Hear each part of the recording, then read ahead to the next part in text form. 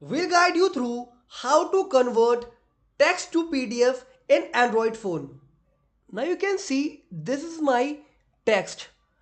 So to convert it to PDF, you just need a Google Docs application. You can find it on Play Store, or maybe your phone have pre-installed this application. So just download it and open it. Click on plus, click on this icon, pencil icon. Now you can see the blank page. So just type it or paste it your text here. After pasting or typing, click on this icon, sign icon, click on three dot,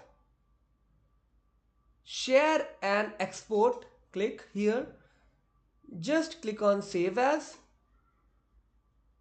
PDF document, click here, press, click on OK. If you want to download it, just click on here, download button. Now it will be downloaded.